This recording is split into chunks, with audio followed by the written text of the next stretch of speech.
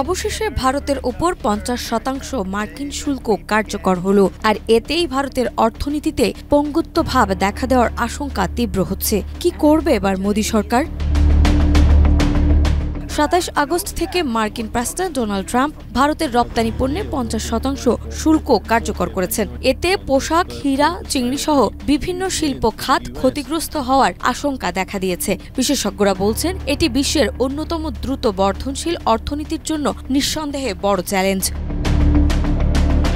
এই পরিস্থিতিতে ভারতের প্রধানমন্ত্রী নরেন্দ্র মোদী দেশবাসী ও ব্যবসায়ীদের ভারতে তৈরি করো, ভারতে খরচ করো বার্তা দিচ্ছেন। তিনি কর ব্যবস্থার সংস্কার এবং গুডস অ্যান্ড সার্ভিস ট্যাক্স বা জিএসটি সমীকরণের মাধ্যমে ভোক্তা খাতে $20 বিলিয়ন প্রবাহ তৈরি করার পরিকল্পনা ঘোষণা করেছেন। বিশেষজ্ঞরা বলছেন, এই পদক্ষেপ শহরে কমে যাওয়া ভোগ্য খরচ ও চাকরিভিত্তিক আয়ের ঘাটতি পূরণের সহায়ক হতে পারে। কর ছাড়, সুদের হার হ্রাস এবং সরকারি বেতন বৃদ্ধির মাধ্যমে অর্থনীতির প্রবৃদ্ধি ত্বরান্বিত হবে।